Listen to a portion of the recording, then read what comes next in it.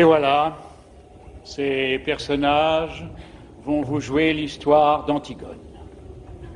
Antigone, c'est la petite maigre qui est assise là-bas et qui ne dit rien. Elle regarde droit devant elle. Elle pense. Elle pense qu'elle va être Antigone tout à l'heure, qu'elle va surgir soudain de la maigre jeune fille noiraude et renfermée que personne ne prenait au sérieux dans la famille, et se dresser seule en face du monde, seule en face de Créon, son oncle, qui est le roi. Elle pense qu'elle va mourir, qu'elle est jeune, et qu'elle aussi, elle aurait bien aimé vivre. Mais il n'y a rien à faire, elle s'appelle Antigone, et il va falloir qu'elle joue son rôle jusqu'au bout. Et depuis que ce rideau s'est levé, elle sent qu'elle s'éloigne à une vitesse vertigineuse de sa sœur, Ismène, qui bavarde et rit avec un jeune homme. Elle sent qu'elle s'éloigne de nous aussi, qui sommes là, bien tranquilles à la regarder. De nous qui n'avons pas à mourir ce soir. Le jeune homme avec qui parle la blonde, la belle, l'heureuse Ismène, c'est Aimon, le fils de Créon. Il est le fiancé d'Antigone. Tout le portait vers Ismène. Son goût de la danse et des jeux, son goût du bonheur et de la réussite, sa sensualité aussi, car Ismène est bien plus belle qu'Antigone. Et puis un soir de bal, où il n'avait dansé qu'avec Ismène, un soir où Ismène avait été éblouissante dans sa nouvelle robe, il a été trouvé Antigone, qui rêvait dans un coin comme en ce moment, ses bras entourant ses genoux, et il lui a demandé d'être sa femme. Personne n'a jamais compris pourquoi. Antigone a levé sans étonnement ses yeux graves sur lui, et elle lui a dit oui, avec un petit sourire triste. L'orchestre attaquait une nouvelle danse. Ismène riait aux éclats là-bas, au milieu des autres garçons. Et voilà, maintenant lui, il allait être le mari d'Antigone. Il ne savait pas qu'il ne devait jamais exister de mari d'Antigone sur cette terre et que ce titre princier lui donnait seulement le droit de mourir. Cet homme, robuste, aux cheveux grisonnants, qui médite là, près de son page, c'est Créon, c'est le roi. Il a des rides, il est fatigué. Il joue au jeu difficile de conduire les hommes. Avant, du temps d'Édipe, quand il n'était que le premier personnage de la cour, il aimait la musique, les belles reliures, les longues flâneries chez les petits antiquaires de Thèbes. Mais Édipe et ses fils sont morts. Il a laissé ses livres, ses objets, il a retroussé ses manches et il a pris leur place. Alors quelquefois, le soir, il est fatigué. Et il se demande s'il n'est pas vain de conduire les hommes, si ce n'est pas un office sordide qu'on doit laisser à d'autres, plus fruste.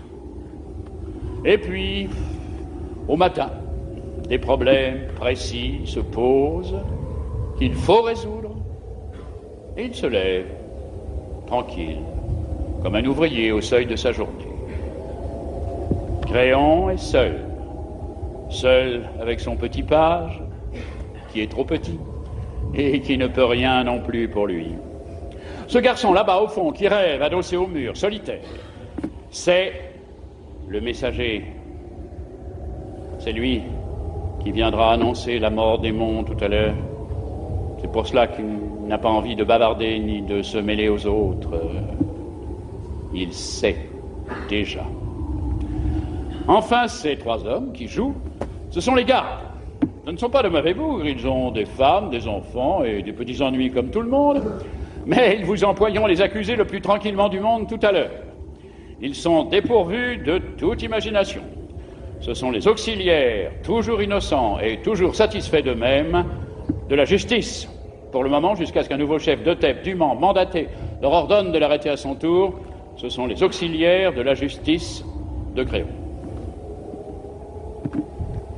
Et maintenant que vous les connaissez tous, Ils vont pouvoir vous jouer leur histoire.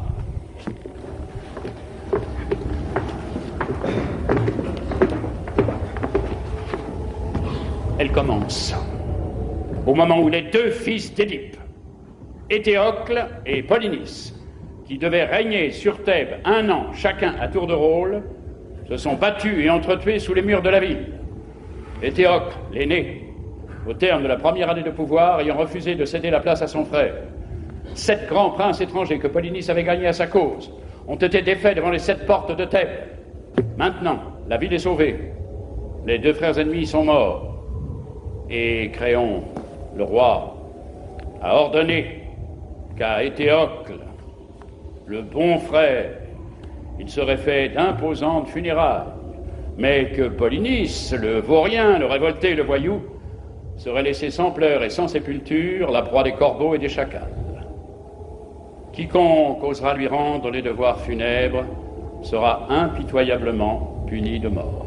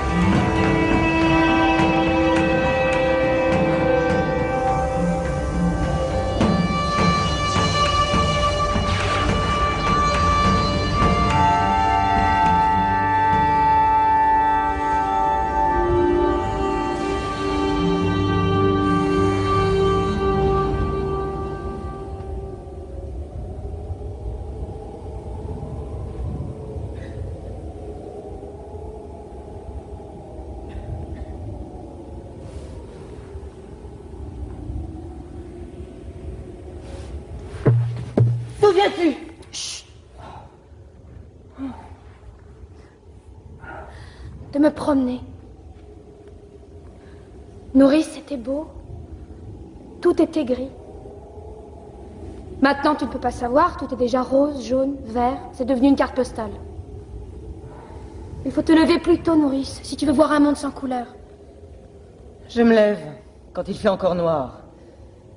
Je vais à ta chambre pour voir si tu ne t'es pas découverte en dormant. Et je ne te trouve plus dans ton lit. Le jardin dormait encore, je l'ai surpris, Nourrice. Je l'ai vu sans qu'il s'en doute. C'est beau, un jardin qui ne pense pas encore aux hommes. Tu es sortie. J'étais à la porte du fond, tu l'avais laissé entrebâillée. Dans les champs, c'était tout mouillé. Et cela attendait. Tout attendait. Je faisais un bruit énorme toute seule sur la route. Et j'étais gênée parce que je savais bien que c'était pas moi qu'on attendait. Alors j'ai enlevé mes sandales et je me suis glissée dans la campagne sans qu'elle s'en aperçoive. Il va falloir te laver les pieds avant de te remettre au lit. Je ne me recoucherai pas ce matin. À 4 heures. Il n'était pas 4 heures. Je me lève pour voir si elle n'était pas découverte. Je trouve son lit froid et personne dedans. Tu crois que si on se levait comme ça, tous les matins, ce serait tous les matins aussi beau, Nourrice, d'être la première fille dehors? La nuit. C'était la nuit. Et tu veux me faire croire que tu as été te promener? Menteuse. D'où viens-tu? C'est vrai, c'était encore la nuit. Et il n'y avait que moi, dans toute la campagne, à penser que c'était le matin. C'est merveilleux, Nourrice. J'ai cru au jour la première, aujourd'hui. C'est la folle. C'est la folle. Je la connais, la chanson. J'étais fille avant toi. Et pas commode non plus. Mais dure tête comme toi, non. D'où viens-tu, mauvaise? Non, pas mauvaise. Tu avais un rendez-vous, hein? Dis non, peut-être. Oui, j'avais un rendez-vous. Tu as un amoureux? Oui, nourrice. Oui, le pauvre. J'ai un amoureux. Oh, c'est du joli, c'est du propre. Toi, la fille d'un roi. Donnez-vous du mal. Donnez-vous du mal pour les élever, elles sont toutes les mêmes. Tu n'étais pourtant pas comme les autres, toi. À t'attifer toujours devant la glace, à te mettre du rouge aux lèvres, à chercher à se contre-marque. Qui est-ce? Un voyou, hein, peut-être. Un garçon que tu ne peux pas dire à ta famille. Voilà, c'est lui que j'aime, je veux l'épouser. C'est ça. Hein? C'est ça? Réponds donc, fanfaronne. Oui, nourrice. Et elle dit oui. Miséricorde. Je l'ai eue toute gamine. J'ai promis à sa pauvre mère que j'en ferais une honnête fille. Et voilà. Oh, mais ça ne va pas se passer comme ça, ma petite. Je ne suis que ta nourrice. Et tu me traites comme une vieille bête, bon. Mais ton oncle Créon saura, je te le promets. Oui, nourrice. Mon oncle Créon saura. Laisse-moi maintenant. Et tu verras ce qu'il dira quand il apprendra que tu te lèves la nuit. Et Aimon? Et ton fiancé? Car elle est fiancée. Elle est fiancée et à 4 heures du matin, elle quitte son lit pour aller courir avec un autre. Et ça vous répond qu'on la laisse. Ça voudrait qu'on ne dise rien. Mais tu sais ce que je devrais faire? Te battre, comme lorsque tu étais petite. Nounou, tu ne devrais pas trop crier. Tu ne devrais pas être trop méchante ce matin. Pas crier. Je ne dois pas crier par-dessus le marché. Moi qui avais promis à ta mère. Qu'est-ce qu'elle me dirait, ta mère, si elle était là? Une vieille bête. Oui. Une vieille bête qui n'a pas su me la garder pure, ma petite.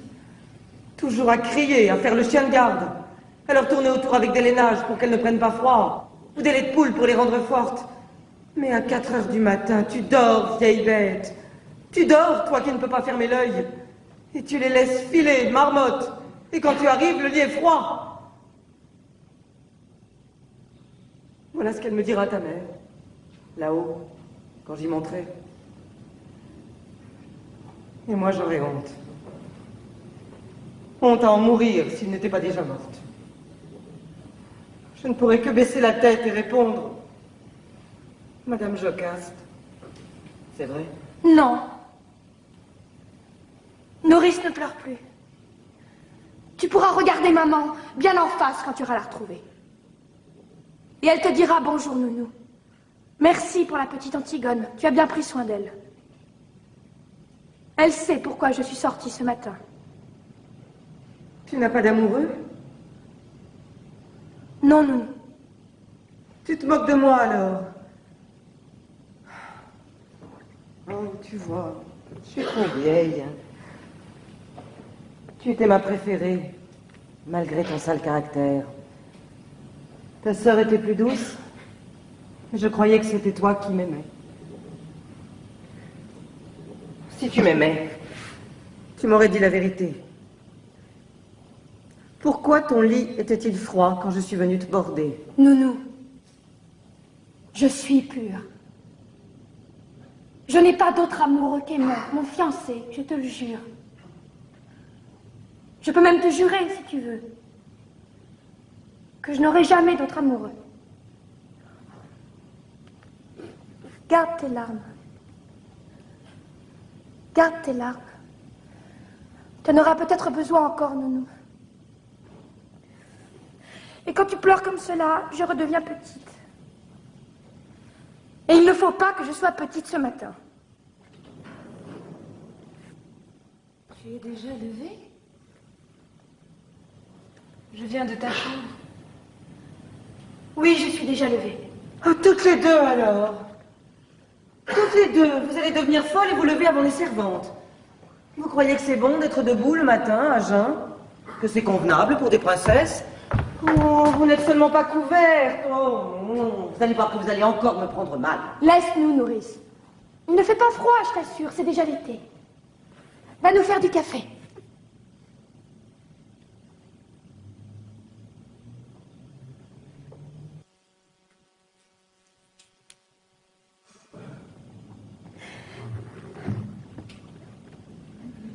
Je voudrais bien un peu de café, s'il te plaît, Nounou. Cela me ferait du bien. Ma colombe, la tête lui tourne d'être sans rien. Et je suis là, comme une idiote, au lieu de lui donner quelque chose de chaud. Tu es malade? Ce n'est rien, un peu de fatigue. C'est parce que je me suis levée tôt. Moi non plus, je n'ai pas dormi. Il faut que tu dormes, tu serais moins belle demain. Ne te moque pas. Je ne me moque pas. Cela me rassure ce matin que tu sois belle. Quand j'étais petite, j'étais si malheureuse, tu te souviens? Je te barbouillais de terre. Je te mettais des vers dans le cou.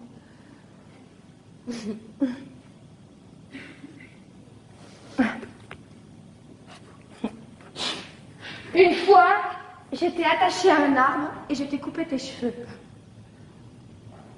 Tes beaux cheveux. Comme cela doit être facile de ne pas penser de bêtises, avec toutes ces belles mèches lisses et bien ordonnées autour de la tête. Pourquoi parlais-tu d'autre chose? Je ne parle pas d'autre chose. Tu sais, j'ai bien pensé, Antigone. Oui? J'ai bien pensé toute la nuit. Tu es folle. Oui. Nous ne pouvons pas. Pourquoi? Il nous ferait mourir. Bien sûr! À chacun son rôle. Lui, il doit nous faire mourir. Et nous devons aller enterrer notre frère. C'est comme cela que ça a été distribué. Qu'est-ce que tu veux que nous y fassions? Je ne veux pas mourir. Moi aussi. J'aurais bien voulu ne pas mourir. Écoute. J'ai bien réfléchi toute la nuit. Je suis l'aînée, je réfléchis plus que toi. Il y a des fois, il ne faut pas trop réfléchir. Si, Antigone. D'abord, bien sûr, c'est horrible, et j'ai pitié, moi aussi, de mon frère. Mais je comprends un peu notre oncle. Moi, je ne veux pas comprendre un peu. Il est le roi, il faut qu'il donne l'exemple. Et moi, je ne suis pas le roi! Chut.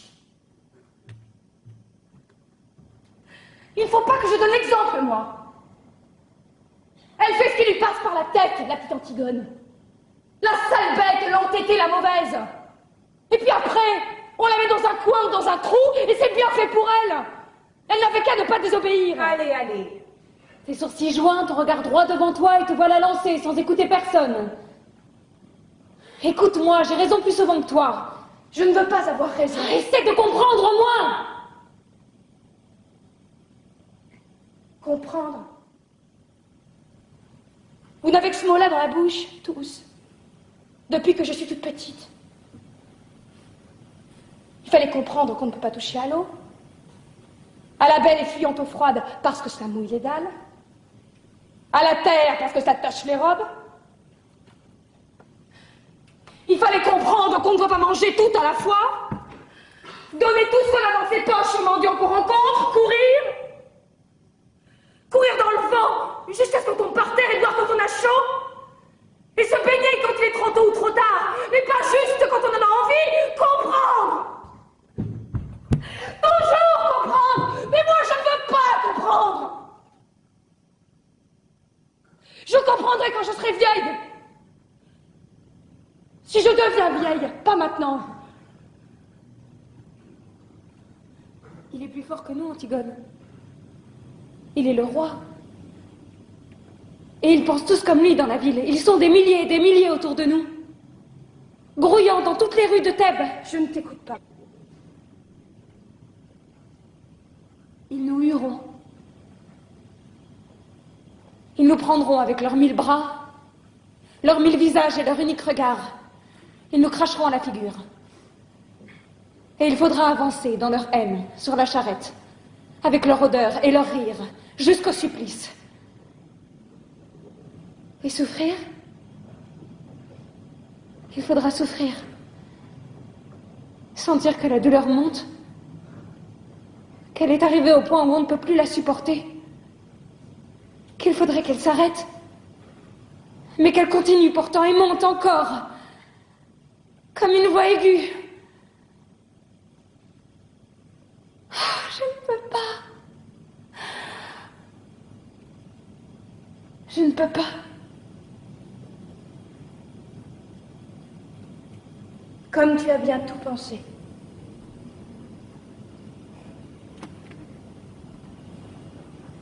Toute la nuit. Pas toi? Si, bien sûr.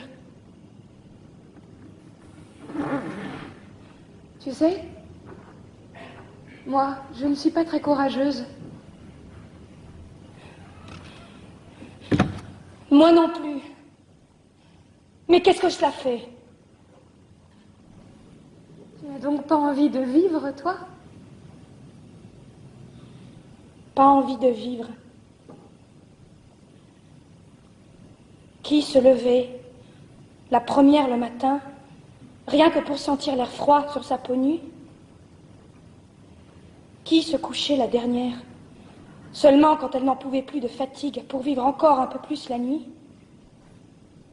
Qui pleurait déjà, toute petite, en pensant qu'il y avait tant de petites bêtes, tant de brins d'herbe dans le pré, et qu'on ne pouvait pas tous les prendre? Oh, ma petite sœur. Ah non, laisse-moi. Ne me caresse pas. Ne nous mettons pas à pleurnicher ensemble maintenant. Tu as bien réfléchi, tu dis. Tu penses que toute la ville hurlante contre toi, tu penses que la peur et la douleur de mourir, c'est assez. Oui, sers-toi de ces prétextes. Je t'en supplie, Antigone. C'est bon pour les hommes de croire aux idées et de mourir pour elles. Toi, tu es une fille. Une fille, oui. Et je sais pleurer d'être une fille. Ton bonheur est là, devant toi. Et tu n'as qu'à le prendre, tu es fiancée. Tu es jeune, tu es belle. Non, je ne suis pas belle. Pas belle comme nous, mais autrement. Tu sais bien que c'est sur toi que se retournent les petits voyous dans la rue. Que c'est toi que les petites filles regardent passer, soudain muettes, sans pouvoir te quitter des yeux jusqu'à ce que tu aies tourné le coin. Des voyous. Des petites filles. Et aimons, Antigone.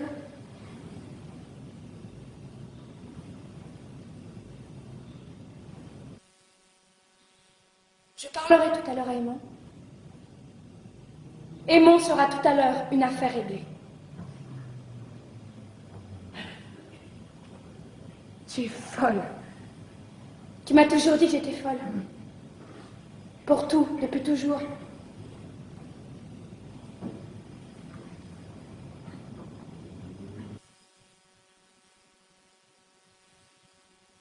Va te recoucher, Ismène. Il fait jour maintenant, tu vois. Et de toute façon, je ne pourrai rien faire. Mon frère mort est maintenant entouré d'une garde exactement comme s'il avait réussi à se faire roi.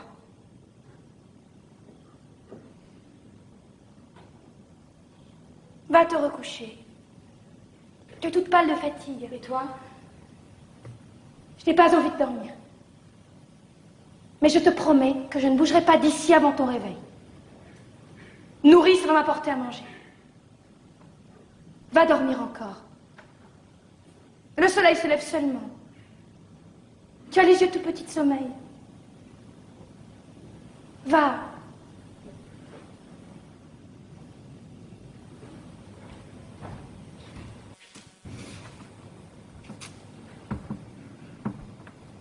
Je te convaincrai, n'est-ce pas? Je te convaincrai, tu me laisseras te parler encore. Je te laisserai me parler encore, oui. Je vous laisserai tous me parler. Va dormir maintenant, je t'en prie.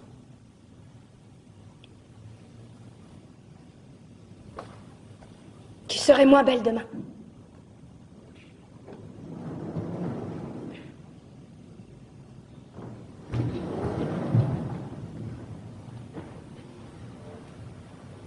Pauvre Ismène. Tiens, te voilà un bon café et des tartines, mon pigeon. Mange. Je n'ai pas très faim, Nourrice. Je te les ai grillés moi-même. Et beurrés comme tu les aimes. Tu es gentille, Nounou. Je vais seulement boire un peu. Où as-tu mal?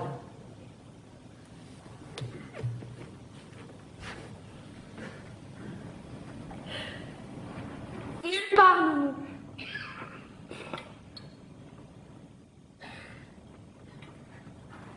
Mais fais-moi tout de même bien chaud. Comme lorsque j'étais malade.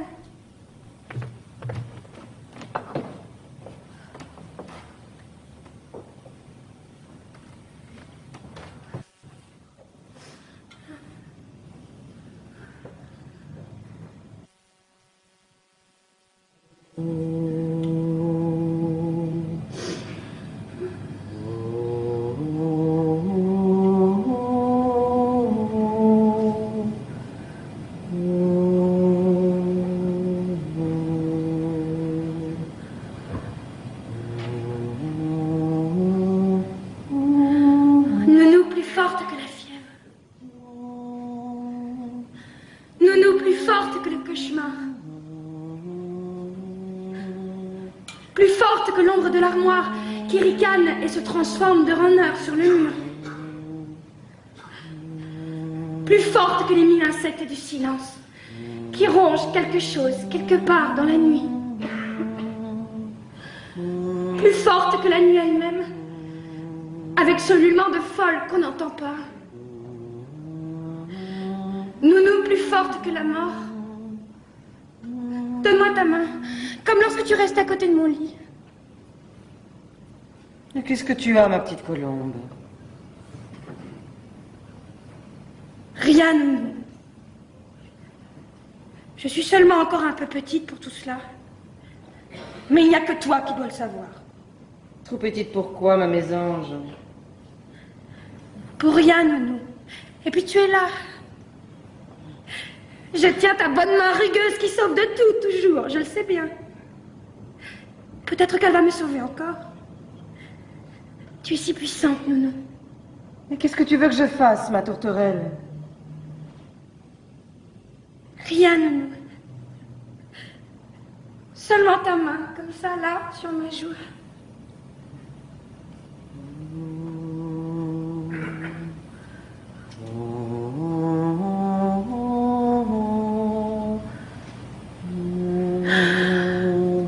Voilà, je n'ai plus peur.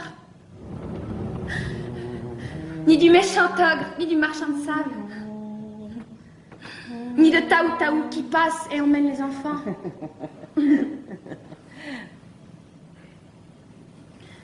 Mais voilà, Aimon. Laisse-nous nourrir.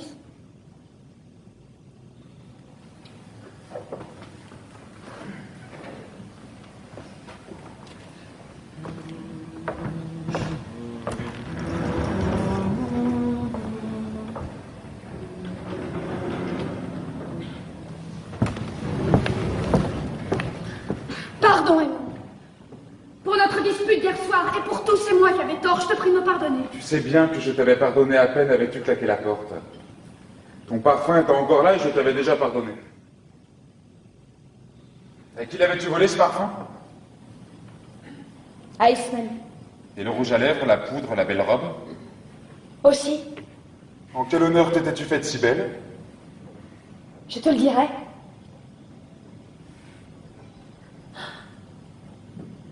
Oh mon chéri, comme j'ai été bête. Tout un soir gaspillé. Un beau soir. Nous aurons d'autres soirs, Antigone. Peut-être pas. Et d'autres disputes aussi. C'est plein de disputes, un bonheur. Un bonheur, oui. Écoute, Aimon. Oui, Ne ris pas, ce matin, sois grave. je suis grave. Et serre-moi. Plus fort que tu m'as jamais serré.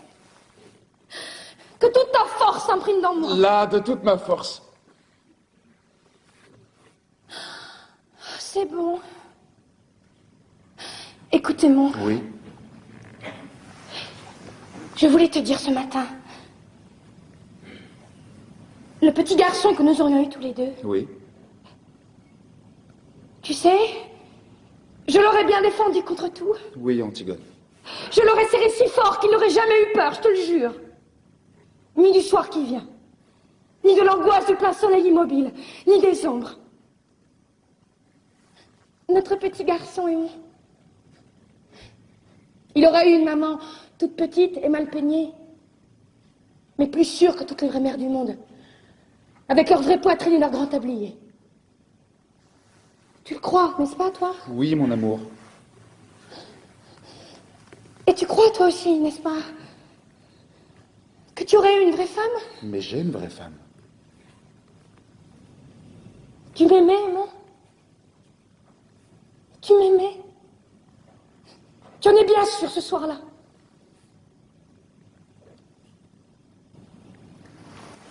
Quel soir? Tu es sûr qu'à ce bal où tu es dû me chercher dans mon coin, tu t'es pas trompé de jeune fille? Tu es sûr que tu n'as jamais regretté depuis? Jamais pensé, tout au fond de toi, même une fois, que tu aurais plutôt dû demander Ismène? Idiote! Tu m'aimes, n'est-ce pas? Tu m'aimes comme une femme? Tes bras qui me serrent ne mentent pas? Tes grandes mains posées sur mon dos ne mentent pas? Ni ton odeur? Ni ce bon chaud? Ni cette grande confiance qui m'inonde quand j'ai la tête au creux de ton cou? Oui, Antigone, je t'aime comme une femme. Mais je suis noire et maigre, Ismène est rose et dorée comme un fruit. Antigone.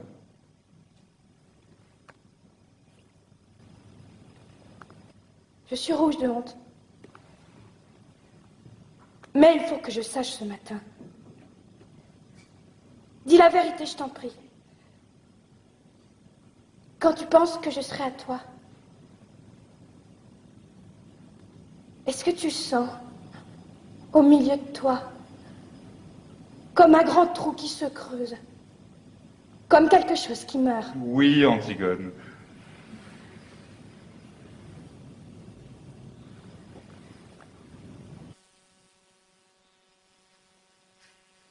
Moi, je sens comme cela.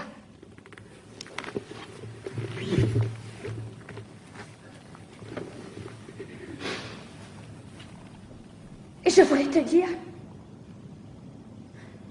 que j'aurais été très fière d'être ta femme. Ta vraie femme. Sur qui tu aurais posé ta main le soir en t'asseyant, sans penser. Comme sur une chose bien à toi. Voilà. Maintenant, je vais te dire encore 2 choses. Et quand je te les aurai dites, il faudra que tu sortes sans me questionner. Même si elles te paraissent extraordinaires, même si elles te font de la peine. Jure-le-moi. Qu'est-ce que tu vas me dire encore? Non, jure-moi d'abord que tu sortiras sans rien me dire, sans même me regarder. Si tu m'aimes, jure-le-moi.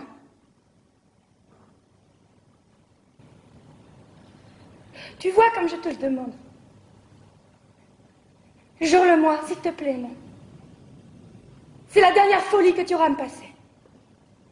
Je te le jure. Merci. Alors voilà. Hier d'abord. Tu me demandais tout à l'heure pourquoi j'étais venue avec une robe d'Ismène, ce parfum, ce rouge à lèvres. J'étais bête. Je n'étais pas très sûre que tu me désires vraiment. Et j'avais fait tout cela pour être un peu plus comme les autres filles. Pour te donner envie de moi. C'était pour cela? Oui. Et tu as ri. Et nous nous sommes disputés. Et mon mauvais caractère a été le plus fort, je me suis sauvée.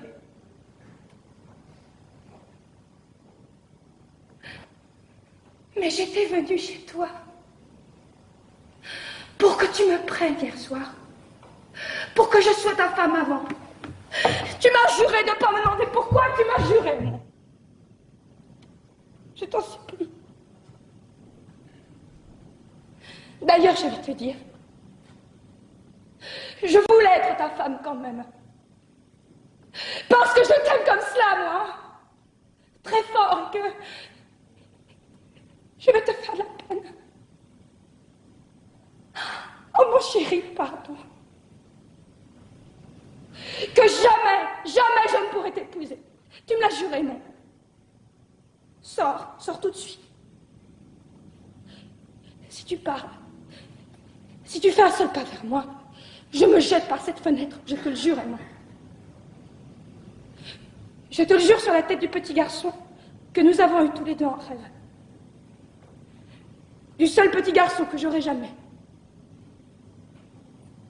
Pars maintenant. Pars vite. Tu sauras demain. Tu sauras tout à l'heure.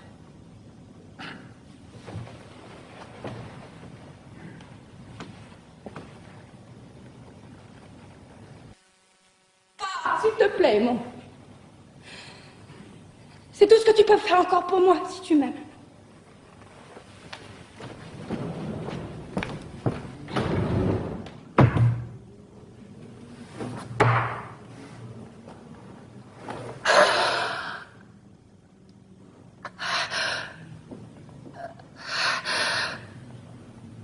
Voilà. C'est fini pour Raymond, Antigone. Antigone? Es-tu là? Oui, je suis là. Je ne peux pas dormir. J'avais peur que tu sortes et que tu tentes de l'enterrer malgré le jour.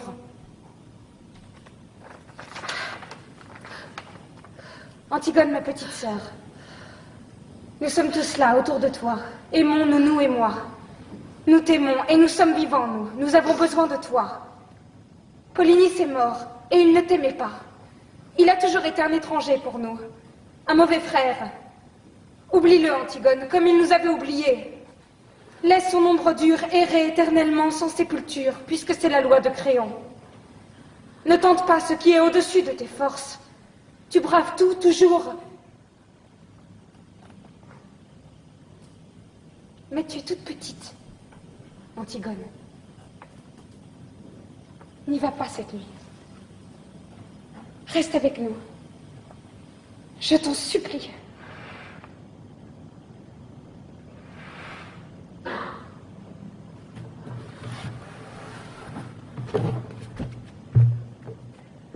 C'est trop tard.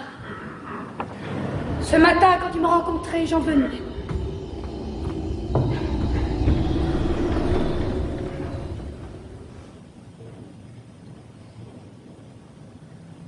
Antigone.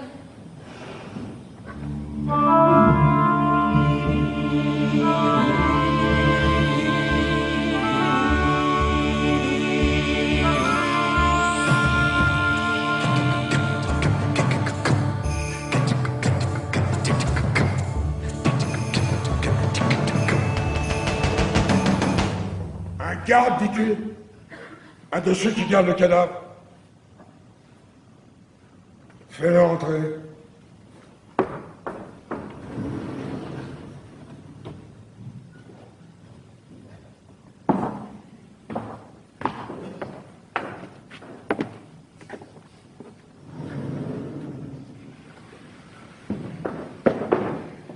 Garde Jonas de la 2e compagnie. Qu'est-ce que tu veux? Voilà, chef. On a tiré au sort pour savoir celui qui viendrait et le sort est tombé sur moi. Alors voilà, chef, je suis venu parce qu'on a pensé qu'il valait mieux qu'il n'y en ait qu'un qui explique. Et puis parce qu'on ne pouvait pas abandonner le poste tous les trois. Qu'as-tu à me dire? Eh bien voilà, chef. Le cadavre. On a veillé pourtant.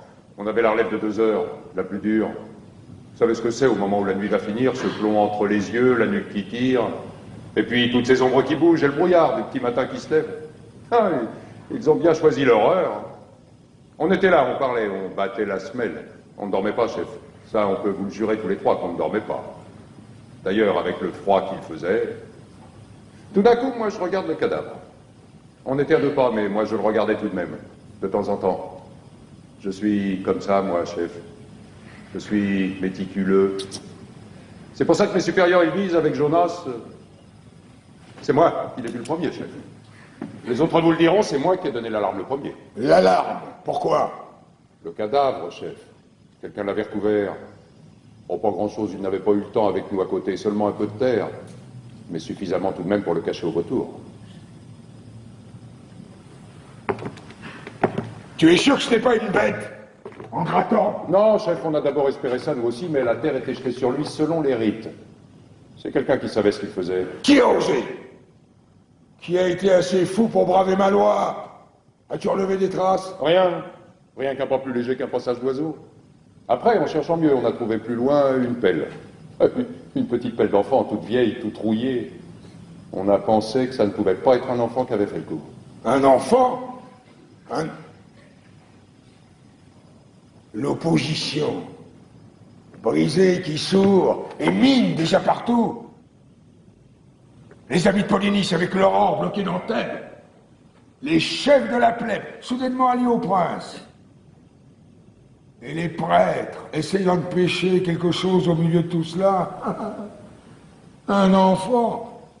Ils ont dû penser que ce serait plus touchant. Je le vois d'ici, leur enfant, avec sa gueule de tueur à pointer. Et la petite pelle soigneusement enveloppée dans du papier sous sa veste. Ah, moins qu'il n'ait dressé un vrai enfant, avec des phrases. Une innocence inestimable pour le parti. Un vrai petit garçon pâle, qui crachera devant mes fusils. Un précieux sang bien frais sur mes mains. Double aubaine. Mais ils ont des complices. Et dans ma garde, peut-être. À qui avez-vous déjà parlé de cette affaire? À personne, chef. On a tout de suite tiré au sort et je suis venu. Alors écoute bien. Votre garde est doublée. Renvoyez la relève. Voilà l'ordre. Je ne veux que vous près du cadavre. Et pas un mot.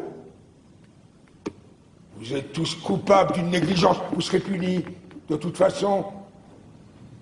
Mais si tu parles, si le bruit court dans la ville qu'on a recouvert le cadavre de Polynice, alors vous mourrez. Tous les trois. On n'a pas parlé, chef, je vous le jure. Mais moi, j'étais ici. Et peut-être que les autres, ils l'ont déjà dit à la relève. Chef, j'ai 2 enfants. Il y en a un qui est tout petit. Vous témoignerez pour moi que j'étais ici, chef, devant le conseil de guerre.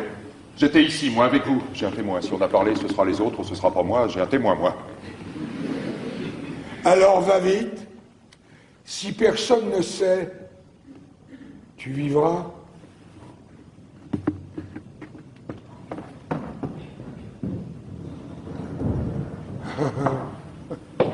Un enfant.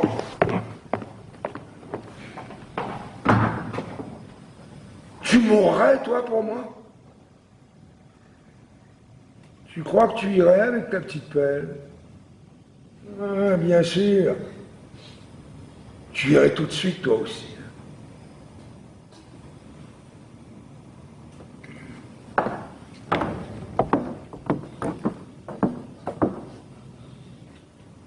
Un enfant.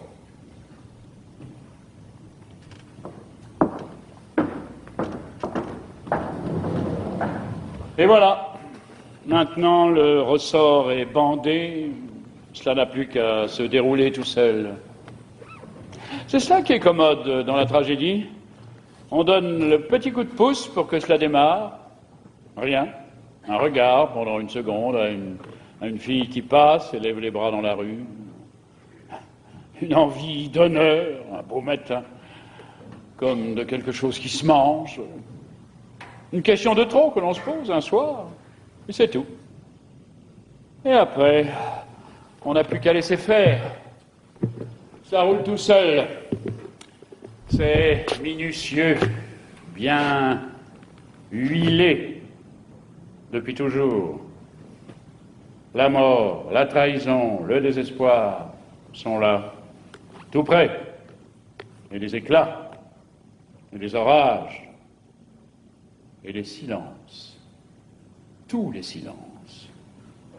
Le silence quand le bras du bourreau se lève à la fin. Le silence au commencement, quand les 2 amants sont nus l'un en face de l'autre pour la première fois, sans oser bouger tout de suite dans la chambre sombre. Le silence quand les cris de la foule éclatent autour du vainqueur. Et c'est comme un film dont le son s'est enrayé, toutes ces bouches ouvertes dont il ne sort rien. Toute cette clameur qui n'est qu'une image. Et le vainqueur, déjà vaincu, seul, au milieu de son silence. C'est propre, la tragédie. C'est reposant. C'est sûr.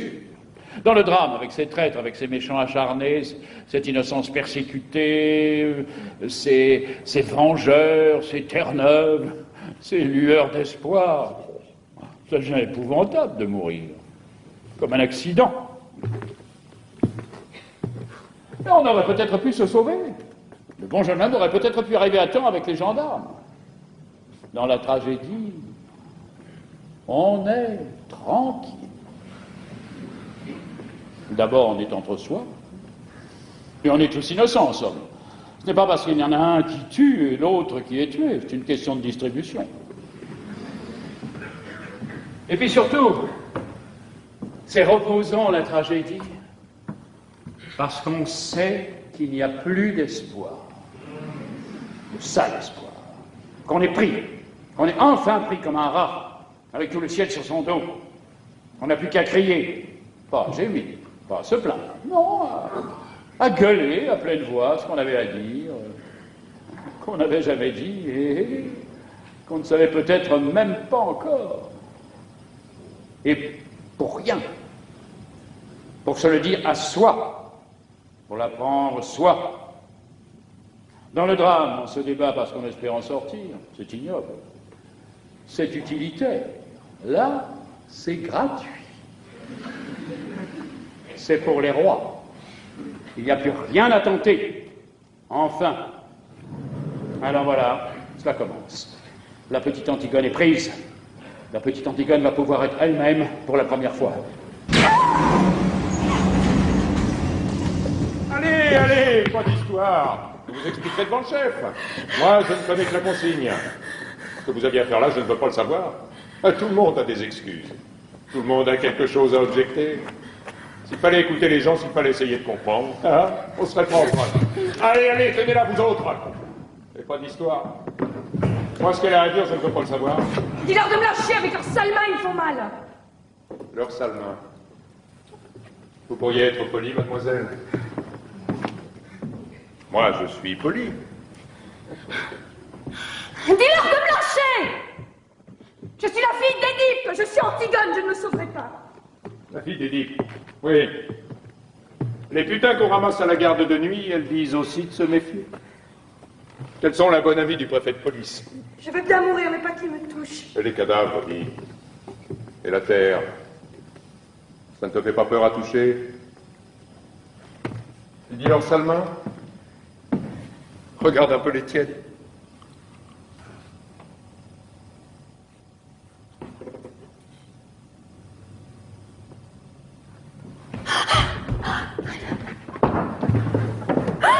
On t'avait pris cet appel? Il a fallu que tu en fasses avec tes ongles la deuxième fois. Ah, cette audace. Je tourne le dos une seconde, je te demande une chic, allez, le temps de me la caler dans la joue, le temps de dire merci. Elle était là, à gratter comme une petite hyène. Et en plein jour. Et c'est qu'elle se débattait, cette garce, quand j'ai voulu la prendre. C'est qu'elle voulait me sauter aux yeux. Hein. Elle criait qu'il fallait qu'elle finisse.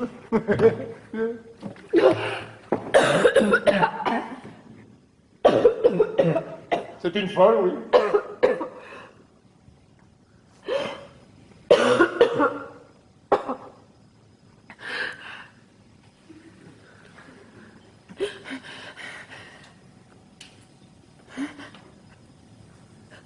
Je voudrais m'asseoir un peu. S'il vous plaît. C'est bon qu'elle s'asseye. Mais n'en lâchez pas, vous autres.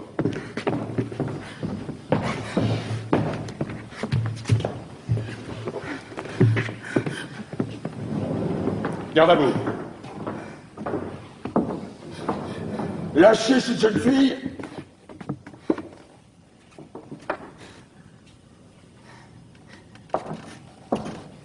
Qu'est-ce que c'est? C'est le piquet de garde, chef. On est venu avec les camarades. Qui garde le corps? On a appelé la relève, chef. Je t'avais dit de la renvoyer. Je t'avais dit de ne rien dire. On n'a rien dit, chef. Mais comme on a arrêté celle-là, on a pensé qu'il fallait qu'on vienne. Et cette fois, on n'a pas tiré au sort. On est venus tous les trois. Imbécile.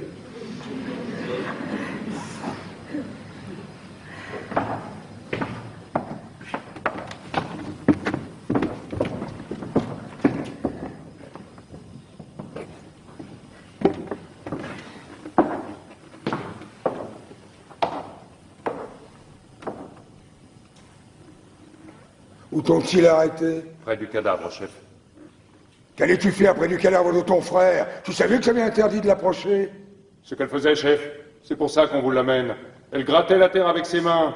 Elle était en train de le recouvrir, encore une fois. Sais-tu bien ce que t'es en train de dire, toi? Chef, vous pouvez demander aux autres. On avait dégagé le corps à mon retour. Mais avec le soleil qui chauffait, comme il commençait à sentir, on s'était mis sur une petite hauteur, pas loin, pour être dans le vent. On se disait qu'en plein jour, on ne risquait rien. Pourtant, pour être plus sûr, on avait décidé qu'il y en aurait toujours un de nous trois qui le regarderait. Mais à midi, en plein soleil, et puis avec l'odeur qui montait depuis que le vent était tombé, c'était comme un coup de massue. J'avais beau écarquiller les yeux, ça tremblait comme de la gélatine. Je ne voyais plus. Je vais au camarade lui demander une chic pour passer ça. Le temps que je me la cale à la joue, chef, le temps que je lui dise merci, je me retourne, elle était là à gratter avec ses mains. En plein jour. Elle devait bien penser qu'on ne pouvait pas ne pas la voir. Et quand elle a vu que je lui courais dessus, vous croyez qu'elle s'est arrêtée, qu'elle a essayé de se sauver peut-être? Non, elle continuait de toutes ses forces, aussi vite qu'elle pouvait, comme si elle ne me voyait pas arriver. Et quand je l'empoignais, elle se débattait comme une diablesse. Elle voulait continuer encore. Elle me criait de la laisser, que le corps n'était pas encore tout à fait couvert. C'est vrai? Oui, c'est vrai. On a découvert le corps comme de juste, et on a passé la relève sans parler de rien. Et on est venu vous l'amener, chef. Voilà. Et cette nuit, la première fois, c'était toi aussi? Oui, c'était moi. Avec une petite pelle de fer qui nous servait à faire des châteaux de sable sur la plage pendant les vacances. C'était justement la pelle de Polynice. Il avait gravé son nom au couteau sur le manche. C'est pour cela que je l'avais laissée près de lui. Mais ils l'ont prise. Alors la seconde fois, j'ai dû recommencer avec mes mains. On aurait dit une petite bête qui grattait. Même qu'au premier coup d'œil, avec l'air chaud qui tremblait, le camarade a dit « Bah non, c'est une bête. Penses-tu » Je lui dis « C'est trop fin pour une bête. C'est une fille. » C'est bien. On vous demandera peut-être un rapport tout à l'heure. Pour le moment, laissez-moi seul avec elle. Petit, conduis ces hommes à côté et qu'ils restent au secret, jusqu'à ce que je revienne les voir.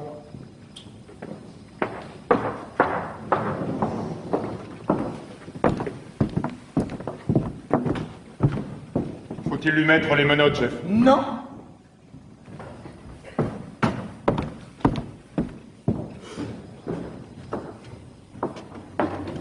Avais-tu parlé de ton projet à quelqu'un? Non. As-tu rencontré quelqu'un sur ta route? Non, personne. Tu es bien sûr? Oui. Alors écoute-moi bien. Tu vas rentrer chez toi te coucher. Dire que tu es malade, que tu n'es pas sorti depuis hier. Ta nourrice dira comme toi.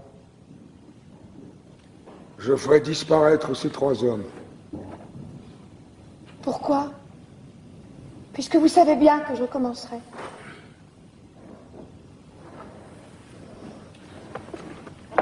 Pourquoi tu tentais d'enterrer ton frère? Je le devais. Je l'avais interdit! Je le devais tout de même. Ceux qu'on n'enterre pas errent éternellement, sans jamais trouver de repos. Si mon frère vivant était rentré harassé d'une longue chasse, je lui aurais enlevé ses chaussures, je lui aurais fait à manger. Je lui aurais préparé son lit. Polynice, aujourd'hui, a achevé sa chasse. Il rentre à la maison, où mon père et ma mère et Théocle aussi l'attendent. Il a droit au repos. C'était un révolté, un traître. Tu le savais? C'était mon frère. Tu l'as entendu proclamer les dieux au carrefour. Tu avais lu l'affiche sur tous les murs de la ville. Oui. Tu savais le sort qui était promis à celui quel qu'il soit qui oserait lui rendre les honneurs funèbres? Oui, je le savais. Ah, alors tu as peut-être cru que d'être la fille d'Édipe, la fille de l'orgueil d'Édipe, c'était assez pour être au-dessus de la loi. Non, je n'ai pas cru cela. La loi est d'abord faite pour toi, Antigone. La loi est d'abord faite pour les filles des rois. Si j'avais été une servante, en train de faire sa vaisselle, quand j'ai entendu lire Lady, j'aurais essuyé l'eau grasse de mes bras. Et je serais sortie avec mon tablier pour aller enterrer mon frère. C'est pas vrai! Si tu avais été une servante, hein, tu n'aurais pas douté que tu allais mourir. Et tu serais resté à pleurer ton frère, mais chez toi. Seulement tu as pensé que tu étais de race royale, ma nièce, la fiancée de mon fils, et que quoi qu'il arrive, je n'oserais pas te faire mourir. Vous vous trompez. J'étais certaine que vous me feriez mourir, au contraire. Voilà, l'orgueil. L'orgueil d'Édipe, tu es l'orgueil d'Édipe. Ah, maintenant que je l'ai trouvé au fond de tes yeux, je te crois. Tu as dû penser que je te ferais mourir. Et cela paraissait un dénouement alors tout naturel pour toi, orgueilleuse. Pour ton père non plus, je ne dis pas le bonheur, il n'en était pas question. Mais le malheur humain, c'était trop peu. Parce que l'humain vous gêne aux entournures dans la famille. Il vous faut un tête-à-tête avec le destin et la mort. Et tuer votre père, et coucher avec votre mère, et apprendre tout ça après mot par mot. Ah, quel breuvage, hein, les mots qui vous condamnent. Et comme on les boit goulûment, lorsqu'on s'appelle Édipe ou Antigone. Et le plus simple après, hein, c'est encore de se crever les yeux, et d'aller mendier avec ses enfants sur les routes. Eh bien non! Ces temps sont révolus pour Thèbes. Thèbes a droit maintenant à un prince, sans histoire.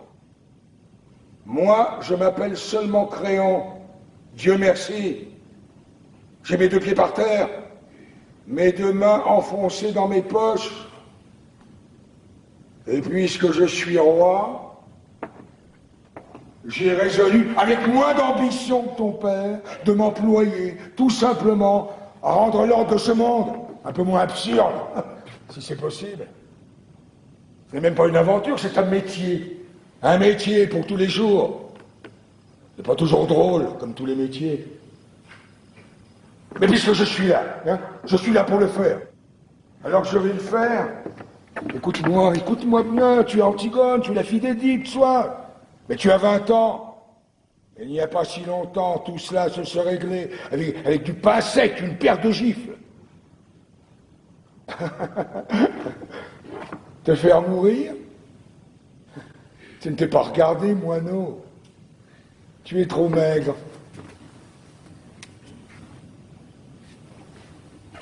Tu vas rentrer chez toi tout de suite, faire ce que je t'ai dit. Te taire.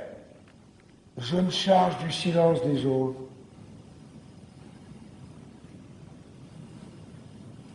Allez, va!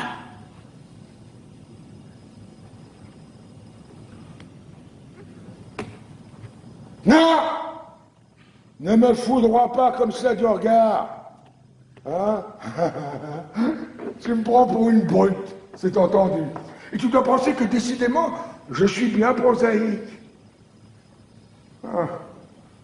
Mais je t'aime. Je t'aime bien tout de même, hein? Malgré ton sale caractère. N'oublie pas que c'est moi qui t'ai fait cadeau de ta première poupée. Hein, il n'y a pas si longtemps. Antigone, c'est par cette porte qu'on regagne ta chambre. Où t'en vas-tu par là? Vous le savez bien. Quel jeu joues-tu? Je ne joue pas. Je ne comprends donc pas que si quelqu'un d'autre que ces trois brutes sait tout à l'heure ce que tu as tenté de faire, moi, je serais obligé de te faire mourir. Mais si tu te tais maintenant, si tu renonces à cette folie, j'ai une chance de te sauver, mais je ne l'aurai plus dans 5 minutes. Il faut que j'aille enterrer mon frère, que ces hommes ont découvert.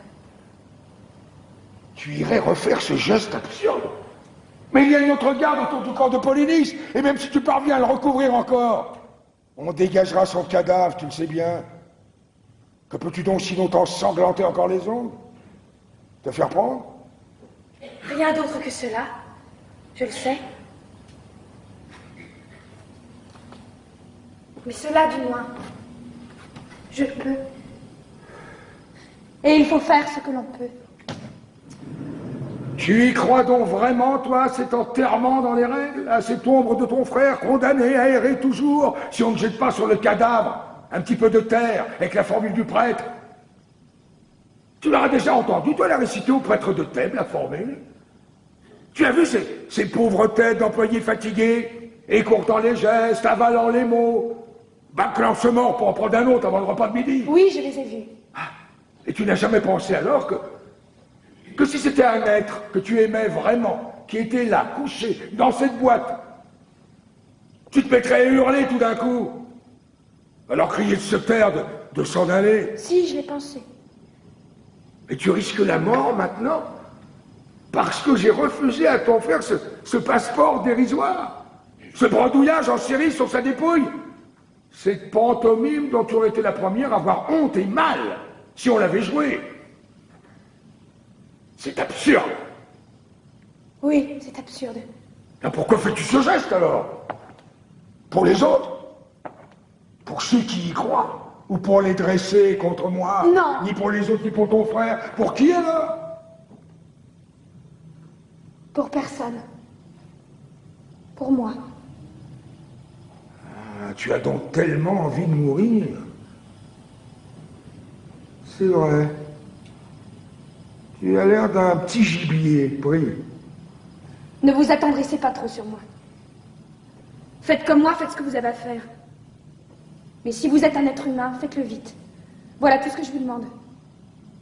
Je n'aurai pas du courage éternellement, c'est vrai.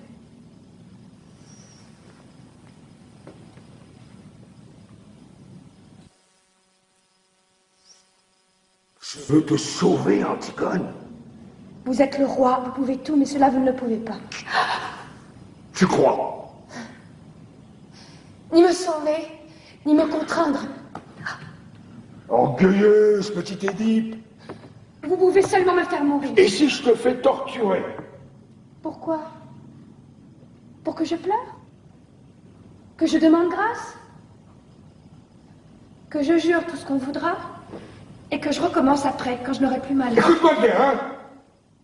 J'ai le mauvais rôle, c'est entendu, et tu as le bon. Et tu le sens. Mais n'en profite tout de même pas trop, hein, petite peste. Parce que si j'étais une bonne brute, ordinaire de tyran, il y a déjà longtemps qu'on t'aurait arraché la langue, tiré les membres au tenaille, jeté dans un trou. Non, tu vois quelque chose dans mes yeux, quelque chose qui hésite. Hein? Tu vois que je te laisse parler au lieu d'appeler mes soldats. Alors tu nargues, tu attaques tant que tu peux, mais où veux-tu en venir à la fin, petite furie? Lâchez-moi, vous faites mal au bras avec votre main. Non, moi je suis le plus fort comme ça, alors j'en profite aussi. Aïe. C'est peut-être ce que je devrais faire après tout, hein? Tout simplement te tendre le poignet et te tirer les cheveux, comme on fait aux filles dans les jeux. Je suis ton oncle, c'est entendu, mais nous ne sommes pas tendres les uns pour les autres dans la famille. Ça ne te semble pas drôle tout de même, non? Ce roi bafoué, qui peut tout, ce vieil homme, qui t'écoute, et qui en a vécu d'autres, est aussi attendrissant que toi, je t'assure, et qui, hélas, donnait toute cette peine pour essayer de t'empêcher de mourir. Vous serrez trop maintenant. Cela ne me fait même plus mal. Je n'ai plus de bras. Je sais pourtant si j'ai autre chose à faire aujourd'hui. Mais je vais tout de même perdre le temps qu'il faudra. Et te sauver, petite peste. Au lendemain d'une révolution ratée, il y a du pain sur la planche, je t'assure. Mais les affaires urgentes attendront. Je ne veux pas te laisser mourir dans une histoire de politique. Tu vaux mieux que ça. Hein? Et parce que ton Polynice, cette ombre éplorée, et ce corps qui se décompose entre ses gardes, et tout ce pathétique qui t'enflamme, tout cela, ce n'est qu'une histoire de politique. D'abord, je ne suis pas tendre, mais je suis délicat. J'aime ce qui est propre, net, bien lavé. Parce que tu crois que ça ne me dégoûte pas autant que toi, non? Cette viande qui pourrit au soleil. Mais il faut que tout aille comme ça pendant quelque temps. Tu penses bien que j'aurais fait enterrer ton frère, ne fût que pour l'hygiène. Mais pour que les brutes que je gouverne comprennent, il faut que ça pue. Le cadavre de Polynice, dans toute la ville. Voilà. Vous êtes odieux! Oui, mon petit... C'est le métier qu'il veut.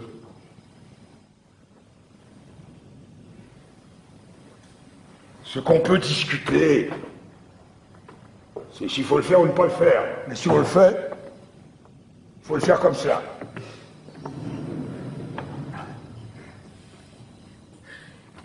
Et pourquoi le faites-vous?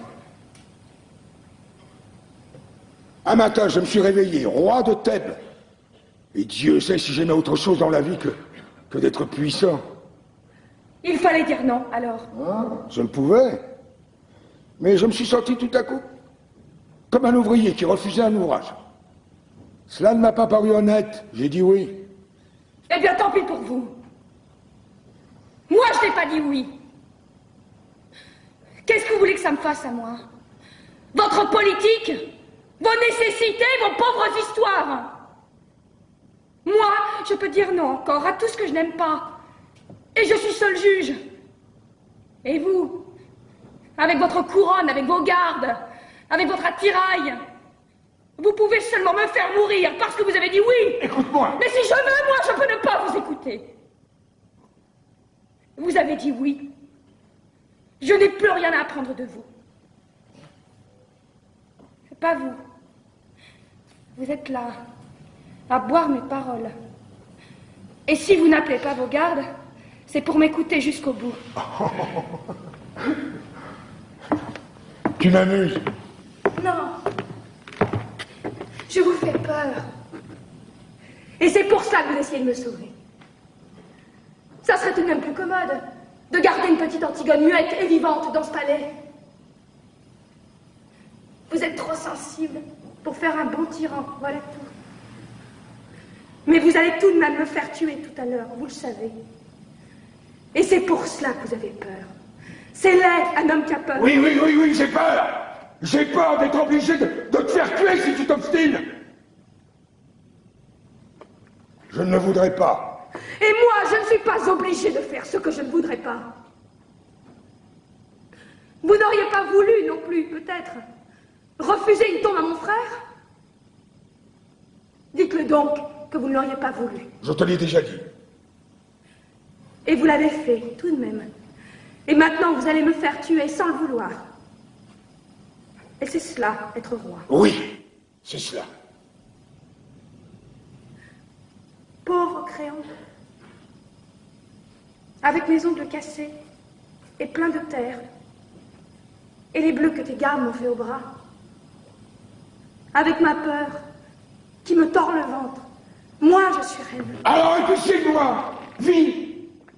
Le cadavre de ton frère qui pourrit sous mes fenêtres. C'est assez payé pour que l'ordre règne dans Thèbes. Mon fils t'aime. Alors ne m'oblige pas encore à payer avec toi. J'ai assez payé. Non, vous avez dit oui. Vous ne vous arrêterez jamais de payer maintenant. Mais va faire bon Dieu. Essaye de me comprendre une minute. Toi aussi, petite idiote. Moi, j'ai bien essayé de te comprendre. Il faut pourtant bien qu'il y en ait qui disent oui. Il faut pourtant bien qu'il y en ait qui mènent la barque. Parce que ça prend l'eau. Ça prend l'eau de toutes parts. C'est plein de crimes, de bêtises, de misère. Non, mais enfin, mais... Est-ce que tu comprends cela? Je ne veux pas comprendre. C'est bon pour vous. Moi, je suis là pour autre chose que pour comprendre. Je suis là pour vous dire non. Et pour mourir. Ah, c'est facile de dire non. Pas toujours. Pour dire oui. Il faut suer. Hein, retrousser ses manches. Empoigner la vie à pleine main sans mettre jusqu'au coude. C'est facile de dire non. Même si on doit mourir. Il n'y a qu'à pas bouger et attendre. Attendre pour vivre. Attendre même pour qu'on vous tue. C'est trop lâche. Ça, c'est une invention des hommes. Tu imagines un monde où les arbres aussi auraient dit non, non, contre la sève, où les bêtes auraient dit non, contre l'instinct de la chasse ou de l'amour, parce que les bêtes, elles au moins, hein, elles sont bonnes, elles sont simples, elles sont dures. Quel rêve, hein, pour un roi des bêtes. Ce serait si simple. Ah, tu me méprises, n'est-ce pas?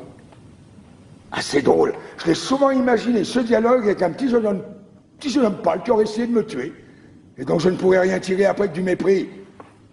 Mais je ne pensais pas que ce serait avec toi et pour quelque chose d'aussi bête. Alors, écoute-moi tout de même pour la dernière fois. Mon rôle n'est pas bon, mais c'est mon rôle et je vais te faire tuer. Seulement avant, je voudrais que toi aussi tu sois bien sûr du tien. Parce que tu sais pourquoi tu vas mourir, Antigone. Tu sais au bas de quelle histoire sordide tu vas signer pour toujours ton petit nom sanglant? Quelle histoire? Celle des Théocle et de Polynice, celle de tes frères. Ah non, non, non, non, non, non, tu crois la savoir, mais tu ne la sais pas, parce que personne ne la sait dans Thèbes. Que moi. Mais il me semble que toi, ce matin, oh, tu as aussi le droit de l'apprendre. Et ce n'est pas bien beau, tu vas voir. Ah, que te rappelles-tu de tes frères d'abord? 2 compagnons de jeu qui te méprisaient sans doute, te cassaient tes poupées en se chuchotant éternellement des mystères à l'oreille l'un de l'autre pour te faire enrager. C'était des grands. Ah.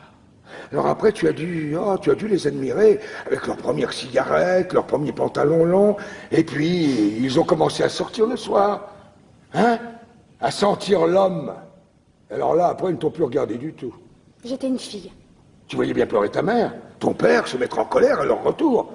Tu entendais claquer les portes et leur ricanement dans les couloirs. Et ils passaient devant toi, goguenard, veulent, ils sentaient le vin. Une fois, je m'étais cachée derrière une porte. C'était le matin, nous venions de nous lever et eux, ils rentraient. Polynice m'a vu.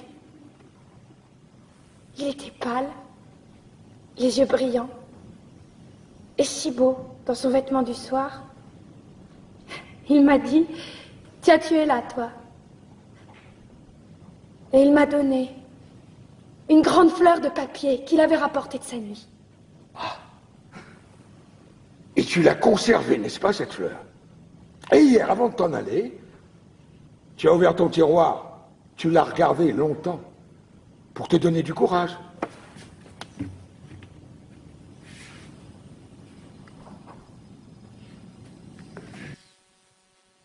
Qui vous a dit ça? Ah, pauvre Antigone avec ta fleur de cotillon. Sais-tu qui était ton frère? Je savais que vous me diriez du mal de lui, en tout cas. Un petit fêtard imbécile, un petit carnassier dur, sans âme, une petite brute, juste bonne à aller plus vite que les autres avec ses voitures, à dépenser plus d'argent dans les bars. Tiens, une fois, j'étais là, ton père venait de lui refuser une grosse somme d'argent qu'il avait perdu au jeu. Il est devenu tout pâle. Il a levé son poing en criant un mot ignoble. C'est pas vrai. Son poing de Bruel, t'as tout volé dans le visage de ton père. C'était pitoyable. Ton père était assis à sa table, la tête dans ses mains. Il saignait. Il saignait du nez et il pleurait. Et dans un coin du bureau, Polynice ricanant qui allumait une cigarette. C'est pas vrai.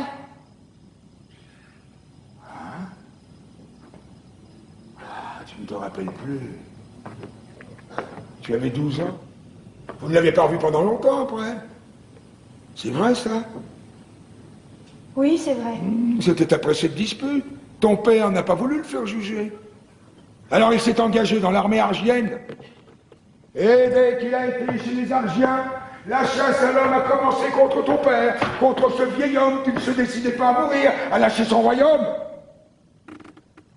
Les attentats se succédaient, et les tueurs que nous prenions finissaient toujours par avouer qu'ils avaient reçu de l'argent de lui, mais pas seulement de lui d'ailleurs, car c'est cela que je veux que tu saches, les coulisses de ce drame, où toi tu brûles de jouer un rôle, hein, la cuisine.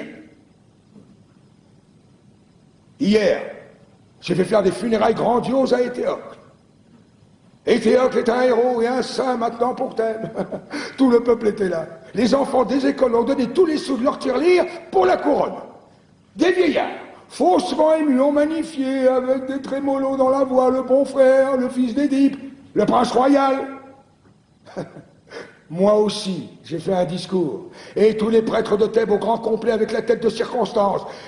Et les honneurs militaires. Ah, il fallait bien. Je ne pouvais tout de même pas m'offrir une crapule dans les deux camps. Car je vais te dire quelque chose à toi. Quelque chose que moi, je sais seul. Quelque chose d'effroyable. Et Théocle, ce prix de vertu, ne valait pas plus cher que Polynice. Le bon fils avait essayé lui aussi de faire assassiner son père. Le prince loyal avait décidé, lui aussi, de vendre Thèbes au plus offrant, hein? Crois-tu que c'est drôle? Cette trahison pour laquelle le corps de Polynice est en train de pourrir au soleil. Eh bien, j'ai la preuve maintenant. Que Théocle, qui dort dans son tombeau de marbre, se préparait lui aussi à la commettre. C'est un hasard. Si Polynice a réussi son coup avant lui, nous avions affaire à deux larrons en foire qui se trompaient l'un l'autre en nous trompant, et qui se sont égorgés l'un et l'autre, comme deux petits voyous qu'ils étaient pour un règlement de compte.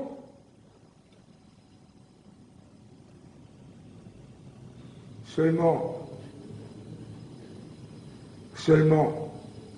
il s'est trouvé que j'ai eu besoin de faire un héros de l'un d'eux.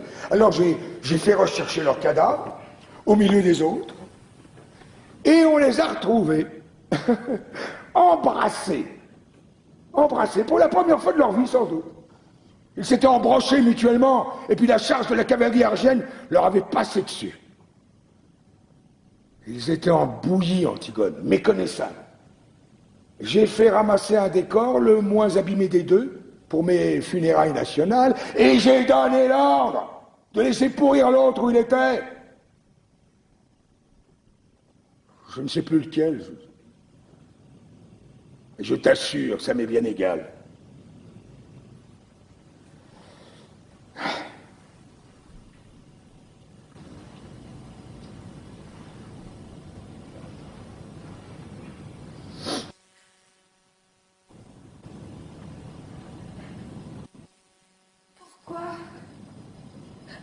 M'avez-vous raconté cela? Valait-il mieux te laisser mourir dans cette pauvre histoire? Peut-être. Moi, je croyais. Qu'est-ce que tu vas faire maintenant? Je vais remonter dans ma chambre. Ne reste pas trop seul. Va voir Raymond ce matin. Marie-toi vite. Oui. Hein? Tu as toute ta vie devant toi. Écoute, notre discussion était bien oiseuse, je t'assure. Tu as ce trésor, toi, encore. Oui. Ah oui, et tu allais le gaspiller. Et je te comprends.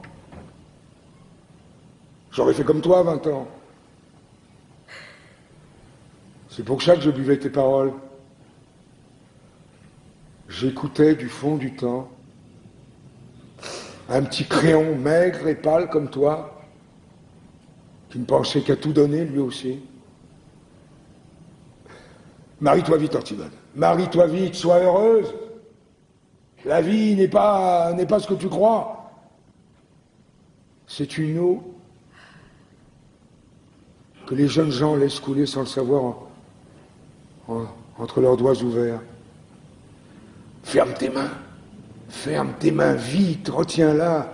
Tu verras, ça deviendra quelque chose une petite chose, dure et simple qu'on grignote assis au soleil.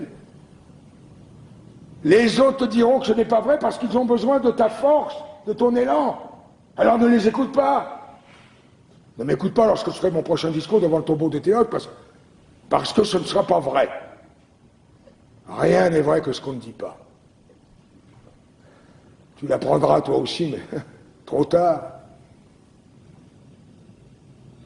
La vie C'est un livre qu'on aime. C'est un enfant qui joue à vos pieds. C'est un outil qu'on tient bien dans sa main. C'est un banc pour se reposer le soir devant sa maison. Tu vas me mépriser encore, mais tu verras. De découvrir cela,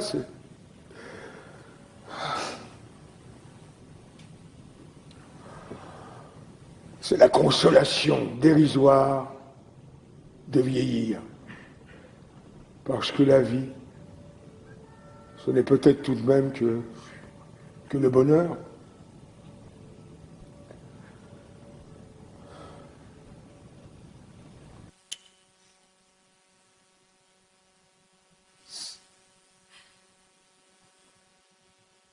Le bonheur?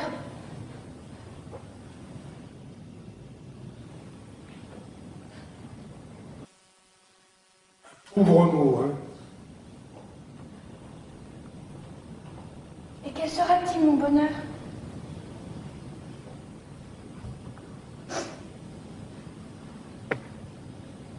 Quelle femme heureuse deviendra-t-elle la petite Antigone? Quelle pauvreté faudra-t-il qu'elle fasse, elle aussi, jour par jour, pour arracher avec ses dents son petit lambeau de bonheur? Dites, à qui devra-t-elle mentir? À qui sourire? À qui se vendre? Qui devra-t-elle laisser mourir en détournant le regard? Mais tu es folle! Tais-toi! Non, je ne me tairai pas! Je veux savoir comment je m'y prendrai moi aussi pour être heureuse. Et tout de suite, puisque c'est tout de suite qu'il faut choisir. Vous dites que c'est si beau la vie. Je veux savoir comment je m'y prendrai pour vivre.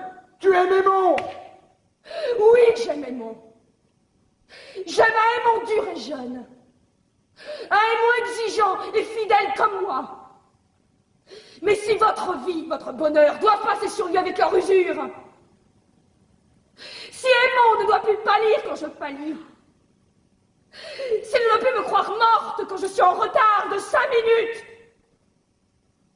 s'il ne doit plus se sentir seul au monde et me détester quand je ris sans qu'il sache pourquoi, s'il doit devenir près de moi le monsieur Aymon, s'il doit apprendre à dire oui lui aussi, alors je n'aime plus Aymon. Tu ne sais plus ce que tu dis. Tais-toi. Oh, si je sais ce que je dis. Seulement c'est vous qui ne m'entendez plus. Je vous parle de trop loin maintenant. D'un royaume où vous ne pouvez plus entrer avec vos rides, votre sagesse, votre ventre. Je ris, Créon. Parce que je te vois à 15 ans tout d'un coup, et c'est le même air d'impuissance et de croire qu'on peut tout. La vie t'a seulement rajouté ces petits plis sur le visage et cette graisse autour de toi. Écoute, tu vas te taire à la fin. Mais pourquoi veux-tu me faire taire? Parce que tu sais que j'ai raison? Tu crois que je ne le vois pas dans tes yeux, que tu le sais? Tu sais que j'ai raison. Mais tu ne l'avoueras jamais, parce que tu es en train de défendre ton bonheur en ce moment, comme un os. Oui, le tien, et le mien. Imbécile. Vous me dégoûtez tous avec votre bonheur. Avec votre vie qu'il faut aimer coûte que coûte. On dirait des chiens qui lèchent tout ce qu'ils trouvent. Et cette petite chance pour tous les jours, si on n'est pas trop exigeant. Mais moi, je veux tout. Et tout de suite. Et que ce soit entier, ou alors je refuse. Je ne veux pas être modeste, moi, et me contenter d'un petit morceau si j'ai été bien sage. Je veux être sûre de tout, aujourd'hui. Et que ce soit aussi beau que quand j'étais petite, ou mourir. Voilà. Tu commences. Commence comme ton père. Comme mon père. Comme mon père, oui. Nous sommes de ceux qui posent les questions jusqu'au bout. Jusqu'à ce qu'il ne reste plus la plus plus petite chance d'espoir à étrangler. Nous sommes de ceux qui lui sautent dessus quand ils rencontrent votre espoir. Votre cher espoir. Votre seul espoir. Et toi? Mais si tu voyais ta tête, en criant ces mots. Mais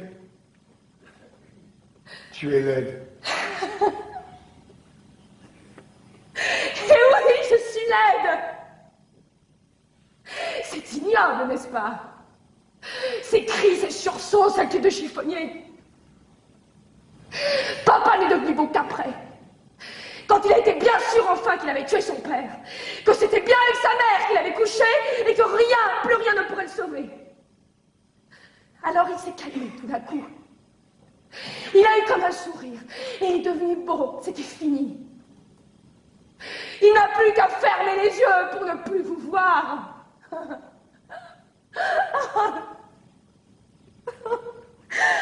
À vos têtes. Vos pauvres têtes de candidats au bonheur. Mais c'est vous qui êtes laids. Même les plus beaux. Vous avez tous quelque chose de laid au coin de l'œil ou de la bouche. Tu l'as bien dit tout à l'heure, Créon, la cuisine. Vous avez des têtes de cuisiniers. Je t'ordonne de te taire maintenant, tu entends? Tu m'ordonnes, cuisinier, mais tu crois que tu peux m'ordonner quelque chose? L'antichambre est pleine de monde. Tu veux donc te perdre? On va t'entendre. Eh bien, ouvre les portes, justement, il faut m'entendre. Mais pas en Dieu. Tu vas te taire à la fin. Allons vite, cuisinier, appelle tes gardes. Qu'est-ce que tu veux, toi aussi? Antigone, tu veux, je viens. J'ai du courage. J'irai maintenant avec toi. Où iras-tu avec moi? Si vous la faites mourir, il faudra me faire mourir avec elle. Ah non! Pas toi, c'est moi seule. Mais je ne veux pas vivre si tu meurs. Je ne veux pas rester ici sans toi. Tu as choisi la vie. Et moi la mort, laisse-moi maintenant avec tes jérémiades. Il fallait y aller. À quatre pattes dans la nuit. Il fallait aller gratter la terre avec tes ongles pendant qu'ils étaient tout près. Et te faire empoigner par eux comme une voleuse. Je serai demain.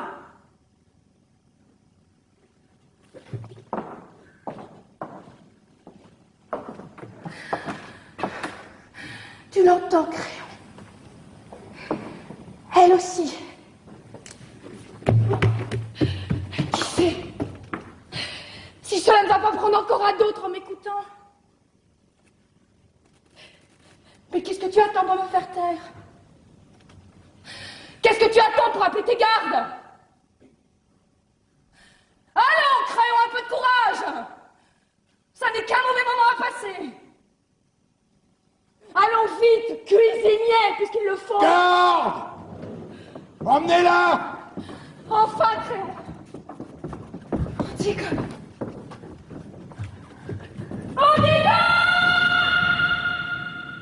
Tu es fou, Créon, qu'as-tu fait? Il fallait qu'elle meure. Ne laisse pas mourir Antigone, Créon. Nous allons tous porter cette plaie aux côtés pendant des siècles. C'est elle qui voulait mourir.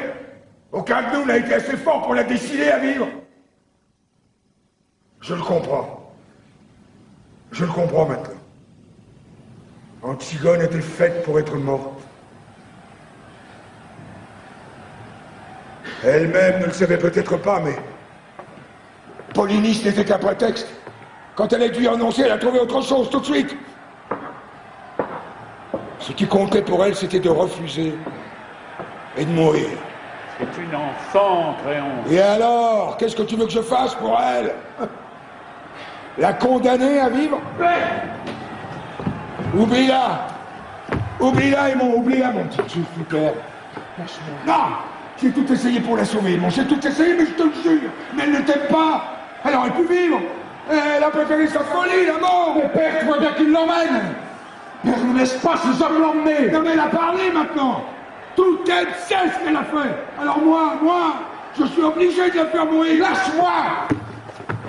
Est-ce qu'on ne peut pas imaginer quelque chose? Dire qu'elle est folle, l'enfermer? Non! Ils diront que ce n'est pas vrai.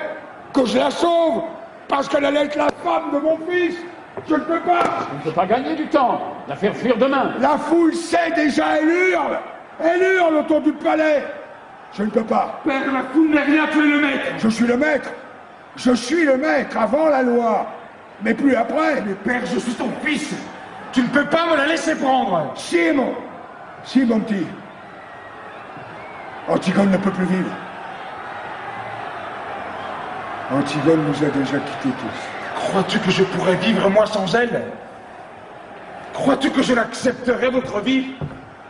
Et tous les jours, depuis le matin jusqu'au soir, sans elle? Et votre vie, votre agitation, votre bavardage sans elle? Il faudra bien que tu acceptes, Aimon. Parce que chacun de nous, un jour plus ou moins triste, plus ou moins lointain, où il doit enfin accepter d'être un homme. Alors pour toi, c'est aujourd'hui. Et te voilà là, avec ces larmes au bord de tes yeux. Ton cœur qui te fait mal. Mon petit garçon, pour la dernière fois. Quand tu te seras détourné, quand tu auras franchi ce seuil tout à l'heure, tout sera fini. C'est déjà fini. Ne me juge pas, Aimon. Ah non, non, pas toi. Ne me juge pas. Toi aussi. Cette grande force et ce courage. Ce dieu Jean qui m'enlevait dans ses bras pour me sauver des monstres et des ombres, c'était toi. Cette odeur défendue et ce bon pain du soir sous la lampe. Quand tu me montrais des livres dans ton bureau, c'était toi, tu crois? Oui, Aimon. Tous ces soins, tout cet orgueil, tous ces livres pleins de héros, c'était donc pour en arriver là? Être un homme, comme tu dis, est trop heureux de vivre? Oui, Aimon. Père, ce n'est pas vrai. Ce n'est pas toi. Ce n'est pas aujourd'hui. Nous ne sommes pas tous les deux au pied de ce mur où il faut seulement dire oui. Tu es encore puissant, encore comme lorsque j'étais petit. Père, je t'en supplie, que je t'admire. Que je t'admire encore. Je suis trop seul et le monde est trop nu si je ne peux plus t'admirer.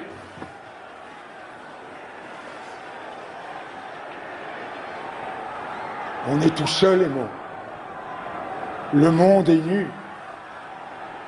Tu m'as admiré trop longtemps. Regarde-moi. Regarde-moi! C'est ça devenir un homme. Voir le visage de son père en face, une fois. Antigone! Antigone, au secours! Créon, il est sorti comme un fou.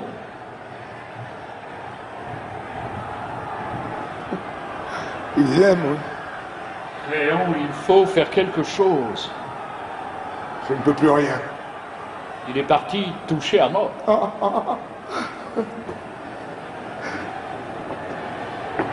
Nous sommes tous touchés à mort. Chef! Ils envahissent le palais. Créon, je ne veux plus voir leur visage. Je ne veux plus entendre leurs cris. Que ma mort, maintenant, c'est assez. Fais que je ne vois plus personne, jusqu'à ce que ça soit fini. Les gardes! Aux portes! Videz le palais! Toi! Tu restes ici avec elle!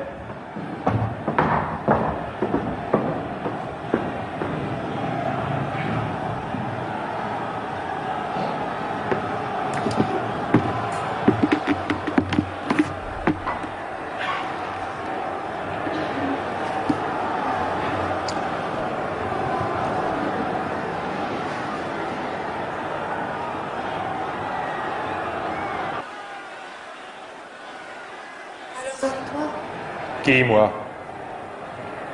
Mon dernier visage d'homme. Faut croire.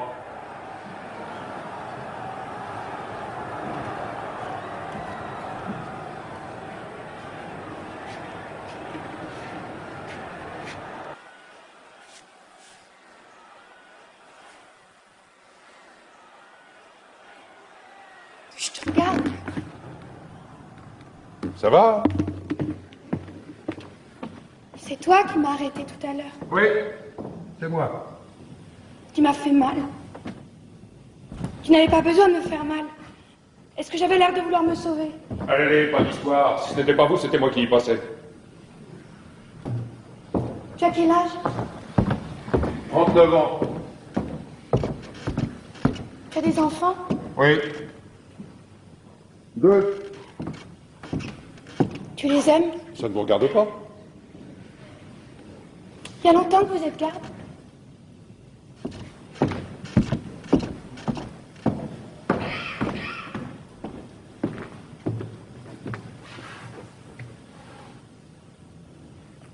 Après la guerre, j'étais sergent. J'ai engagé. Il faut être sergent pour être garde? En principe, oui. Sergent ou avoir suivi le peloton spécial. Devenu garde, le sergent perd son grade. Un exemple. Je rencontre une recrue de l'armée. Elle peut ne pas me saluer. Ah oui? Oui. Remarquez que généralement elle le fait. La recrue sait que le garde est un gradé. Question solde, on a la solde ordinaire du garde, comme ceux du peloton spécial. Et pendant 6 mois, à titre de gratification, un rappel de supplément de la solde de sergent. Seulement, comme garde, on a d'autres avantages. Logement, chauffage, allocation. Finalement, le garde marié avec 2 enfants arrive à se faire plus que le sergent. Ah oui? Oui. C'est ce qui vous explique la rivalité entre le garde et le sergent. Vous avez peut-être pu remarquer que le sergent affecte de mépriser le garde. Leur grand argument, c'est l'avancement. D'un sens, c'est juste. L'avancement du garde est plus lent et plus difficile que dans l'armée. Mais vous ne devez pas oublier qu'un brigadier des gardes, c'est autre chose qu'un sergent-chef. Écoute, Oui. je vais mourir tout à l'heure. D'un autre côté, on a plus de considération pour le garde que pour le sergent. Le garde, c'est un soldat, mais c'est presque un fonctionnaire.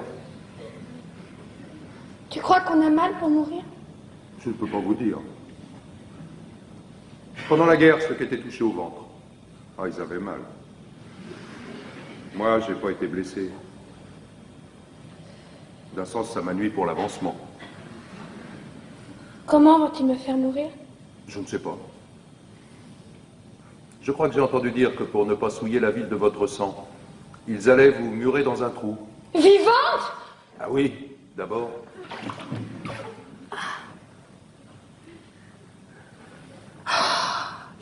Oh, tombeau. Oh, lit nuptial. Oh, ma demeure souterraine. Toute seule.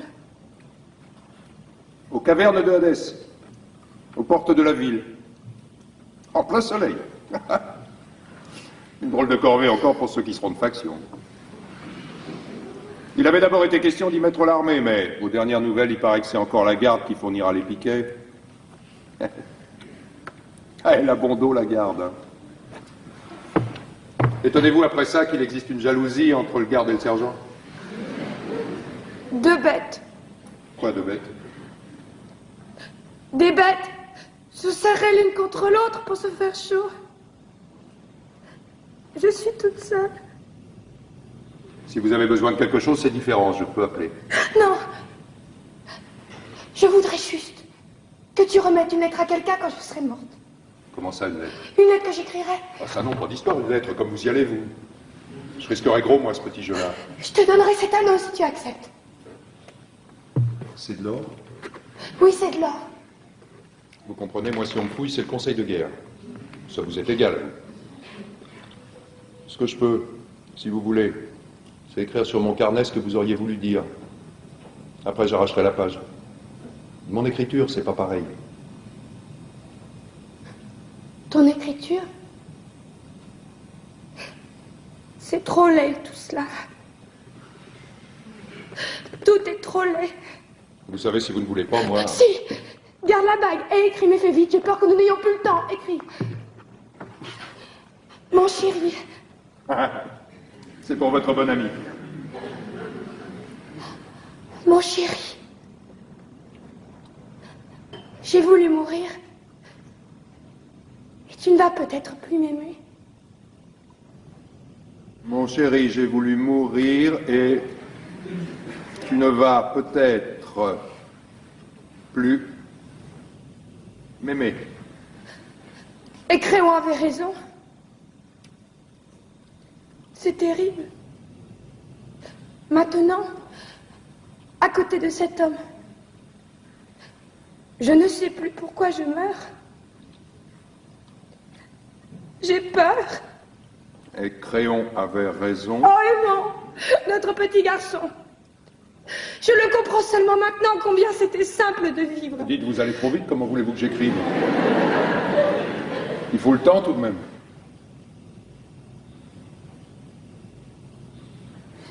Où en étais-tu? C'est terrible, maintenant à côté de cet homme.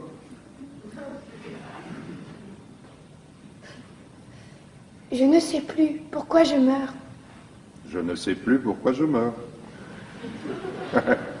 On ne sait jamais pourquoi on meurt.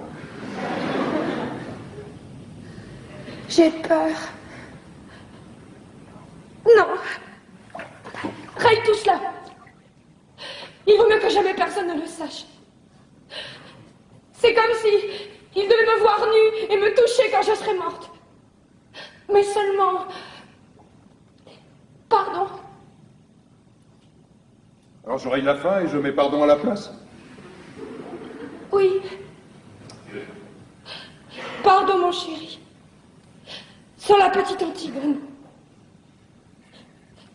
Vous auriez tous été bien tranquilles.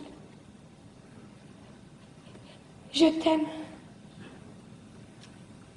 Sans la petite Antigone, vous auriez tous été bien tranquilles. Je t'aime. C'est tout?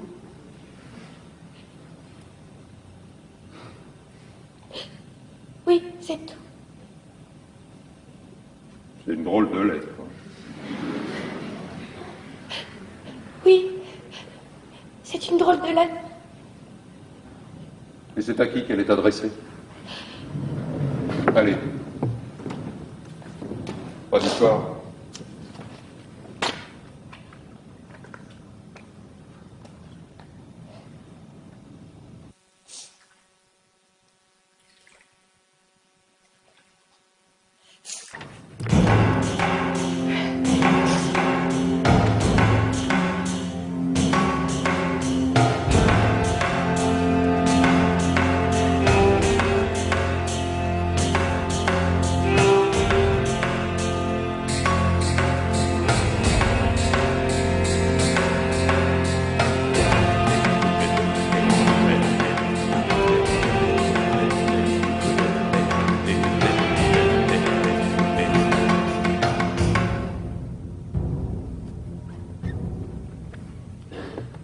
Là, c'est fini pour Antigone. Maintenant, le tour de Crayon approche. Il va falloir qu'ils y passent tous. La reine! Où est la reine? Que lui veux-tu? Qu'as-tu à lui apprendre? Une terrible nouvelle. On venait de jeter Antigone dans son trou. On n'avait pas encore fini de rouler les derniers blocs de pierre lorsque Crayon et tous ceux qui l'entourent entendent des plaintes qui sortent soudain du tombeau. Chacun se tait et écoute, car ce n'est pas la voix d'Antigone. C'est une plainte nouvelle qui sort des profondeurs du trou. Tous regardent Crayon. Et lui qui a deviné le premier, lui qui sait, déjà avant tous les autres, hurle soudain comme un fou. Enlevez les pierres! Enlevez les pierres! Les esclaves se jettent sur les blocs entassés, et parmi eux, le roi suant, dont les mains saignent. Les pierres bougent enfin, et le plumage se glisse dans l'ouverture.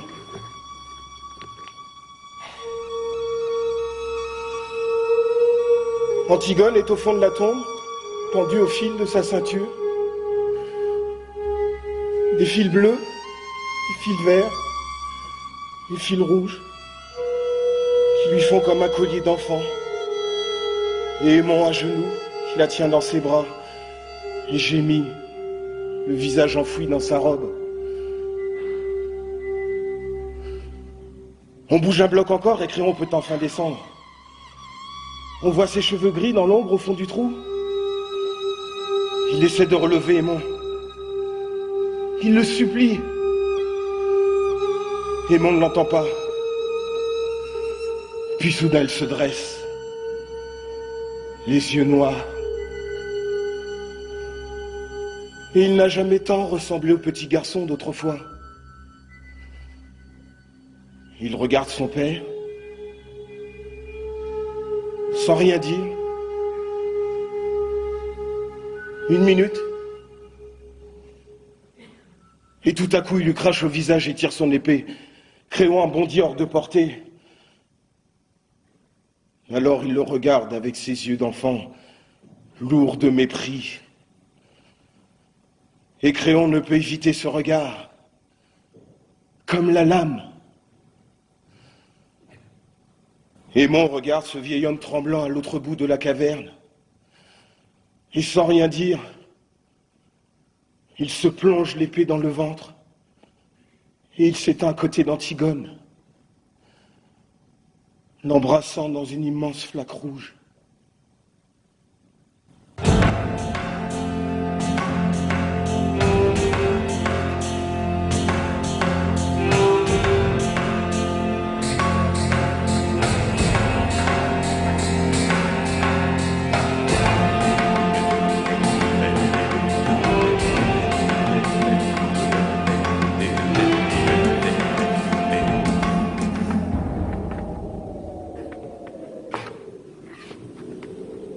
Je les ai fait coucher l'un près de l'autre.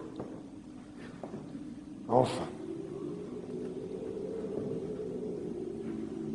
Ils sont lavés maintenant, reposés.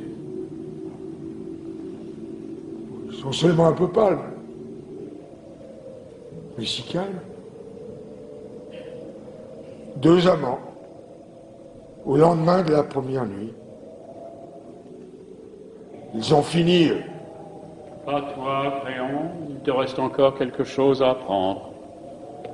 Eurydice, la reine, ta femme, est passée dans sa chambre.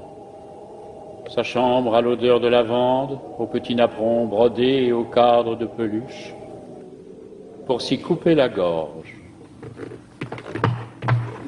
Elle est étendue maintenant sur un des petits lits jumeaux démodés, à la même place où tu l'as reçue, jeune fille, un soir, et avec le même sourire, à peine un peu plus triste.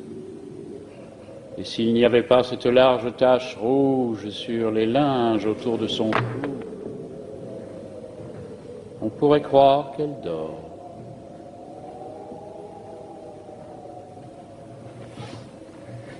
Elle aussi.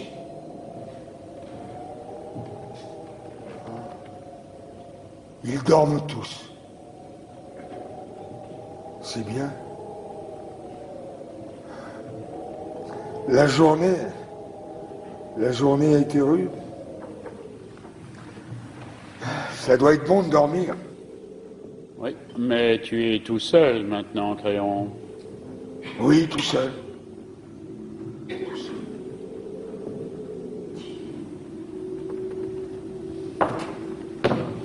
Monsieur,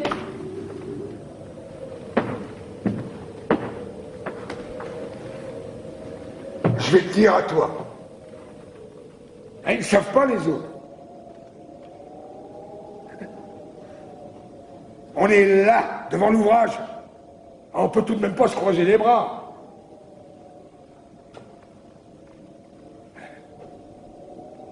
Ils disent que c'est une sale besogne, mais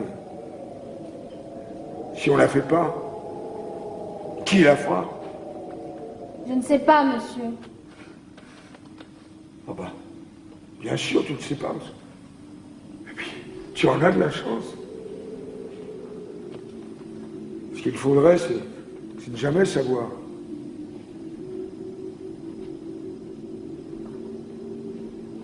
Il te tarde d'être grand, toi. Oh oui, monsieur. Mais tu es fou, petit.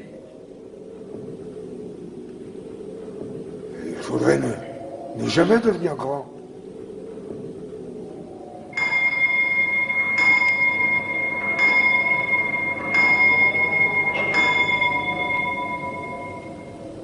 « 5 heures.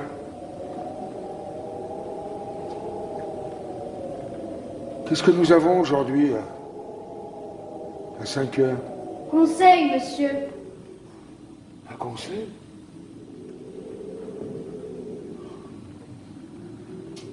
Eh bien, puisque nous avons conseil, petit, nous allons y aller.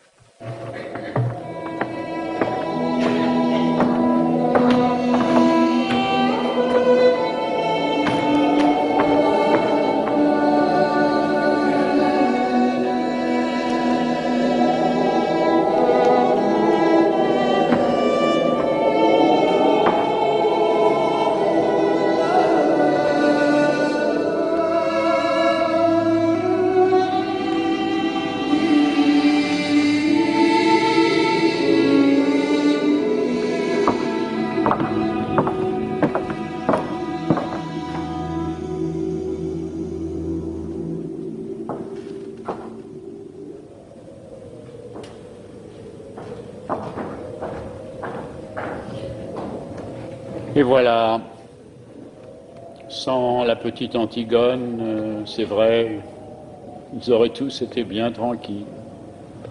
Mais maintenant c'est fini. Ils sont tout de même tranquilles. Tous ceux qui avaient à mourir sont morts. Ceux qui croyaient une chose, et puis ceux qui croyaient le contraire, et même ceux qui ne croyaient rien, et qui se sont trouvés pris dans l'histoire sans y rien comprendre. Morts, pareils, tous, bien raides, bien inutiles, bien pourris. Et ceux qui vivent encore vont commencer tout doucement à les oublier et à confondre leurs noms.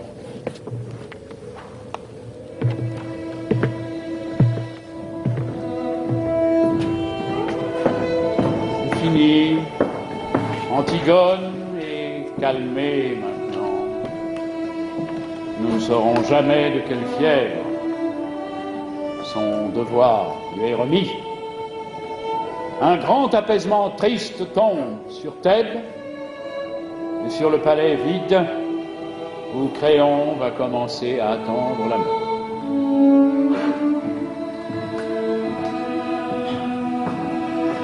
Il ne reste plus que les gardes. Eux, ça leur est égal. C'est pas leurs oignons. Ils continuent à jouer.